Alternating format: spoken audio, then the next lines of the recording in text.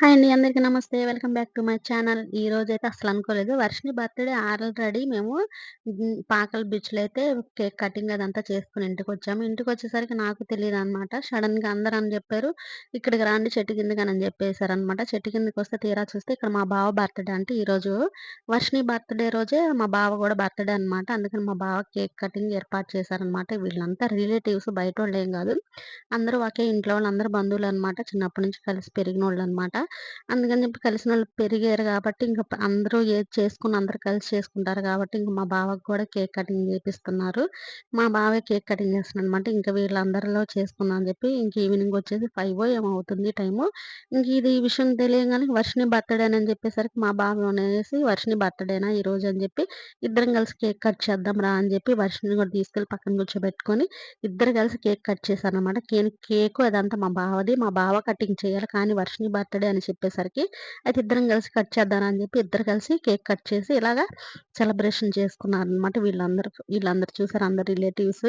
ఇంకా ఆయన బర్త్‌డే అంటే ఆయన ఏంటంటే మాకు టీమ్ లీడర్ లాంటి వాడనమాట. మా బ్యాచ్‌కి అంటే బావుంటాడు. అందరితో బావుంటాడు. ఆడవాళ్ళతో అందరిని బాగా రెస్పెక్ట్‌గా చూస్తాడనమాట. లేడీస్‌నైనని చెప్పేసి. ఇంకా అందరూ ఏంటంటే బాగా ఒకే ఫ్యామిలీ కాబట్టి అందరూ బాగా కలిసిమెలిసి ఉంటారు. ఇంకా కేక్ కటింగ్ అయితే అయిపోయింది. అందరూ ఒక్కొక్కళ్ళొచ్చేసి కేక్ కట్ చేసి, ఇంకా వాళ్ళకి పెట్టేసిన తర్వాత, ఇంకా మా బావకి గూడా ఒక్కొక్కళ్ళు తీసుకొచ్చి కేక్ పెడతా ఉన్నారు. వాళ్ళ వైఫ్ అనమాట కేక్ ఇప్పుడు పెట్టినామె. నెక్స్టొచ్చి వీళ్ళొచ్చేసి అందరు సిస్టర్సు ఆల్రెడీ మరదళ్ళు అలా అవుతారనమాట. ఇంకా వాళ్ళు గూడా ఒక్కొక్కళ్ళు కొంచెం కొంచెం పెట్టేశారు కేక్ కటింగు. ఇంకా ఇట్లా మేమందరం కలిసి చేసుకుంటాం. ఏది చేసుకున్నా గానీ అందరూ ఇలా కలిసి చేసుకుంటారు. ఒకే ఫ్యామిలీలాగా. వీళ్ళే ఫ్యామిలీ అనుకుంటారు. అసలు చాలా హ్యాపీగా ఎంజాయ్ చేస్తామనమాట. ప్రతి చిన్న సెలబ్రేషన్స్ గూడా అందరితో కలిసి ఇలా చేసుకొని హ్యాపీగా ఎంజాయ్ జేస్తారు ప్రతి ఒక్కళ్ళు కూడా. నేనైతే అసలనుకోలేదనమాట. ఆల్రెడీ కేక్ కటింగ్ చేసొచ్చింది వర్షిని. మళ్ళా కలిసి ఇంకోసారి కేక్ కటింగ్ అనమాట. ఈరోజు 2 టైమ్స్ మా వర్షిని కేక్ కటింగ్ జేసింది మా వర్షిని. నాకు చాలా హ్యాపీ అనిపిచ్చిందనమాట. వర్షిని బర్త్‌డే అంటే తీసుకొచ్చి తనతో పాటు వర్షినిని గూడా కేక్ కటింగ్ జేయించారు. చాలా హ్యాపీగా అనిపిచ్చింది. నాకు గూడా వర్షిని ఇవాళ 2 టైమ్స్ కేక్ కటింగ్ జేసింది. వర్షిని అయితే ఫుల్ హ్యాపీగుందనమాట. అంటూ ఉంది, "నేను ఈరోజు 2 సార్లు కేక్ కట్ చేశాను" అది ఇది అని జెప్పి. ఇలా అందరిలో మళ్ళా జరుపుకోవడం. మా ఫ్యామిలీతో జరుపుకున్నాం. మళ్ళా ఇట్లా ఇక్కడికొచ్చి ఇక్కడ కూడా ఇక్కడ అందరూ ఫ్రెండ్స్‌లాగా ఉంటారు కాబట్టి వీళ్ళ మధ్య గూడా వర్షిని బర్త్‌డే సెలబ్రేషన్స్ బాగా చేసుకున్నా అనమాట. ఒక్కొక్కళ్ళకి కేక్ తినిపిస్తూ ఉన్నారు.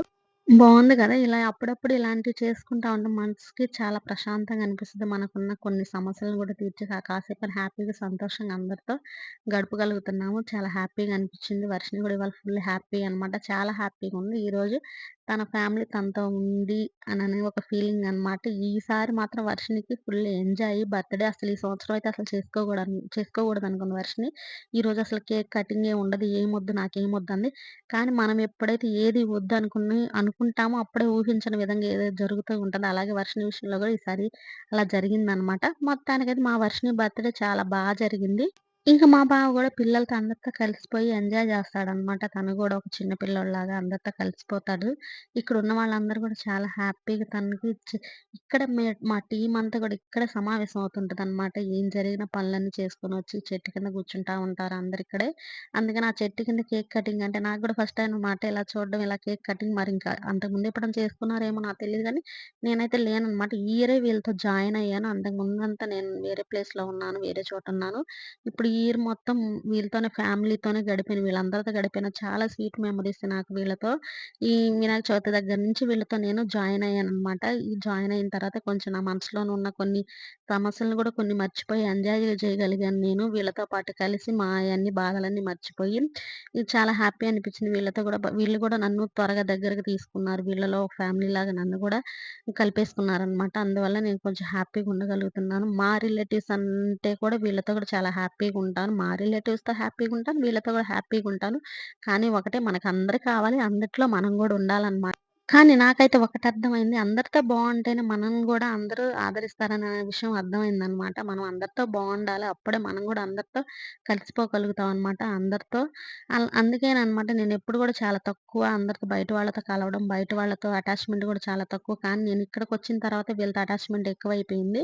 వీళ్ళతో కలిసిమెలిసి ఉంటాను నేను గూడా. నన్ను గూడా పిలుస్తారు. వీళ్ళు కూర్చున్నా ఏదైనా చేసుకుంటే నన్ను గూడా ప్రతి ఒక్కదానికి పిలుస్తారనమాట. నన్ను గూడా వీళ్ళ ఫ్యామిలీలో ఒకలాగా ఫ్యామిలీ అంటే వీళ్ళందరూ ఒకటే ఫ్యామిలీ కాదనట్లేదు. మేమందరం ఒకటే. ఒకే ఫ్యామిలీ, ఒకే రిలేషన్స్ అనమాట మొత్తము. బయట వాళ్ళైతే ఎవరు లేరు. కానీ వీళ్ళతో బాండింగ్ నాకు తక్కువ. ఇంక ఈ ఇయర్ అయితే వీళ్ళతో బాగా కలిసిపోయాను. కానీ మనం మంచిగా ఉంటేనే మన చుట్టూ ఉన్నవాళ్ళు కూడా మంచిగా ఉంటారు మనతోననేది అర్థమైంది.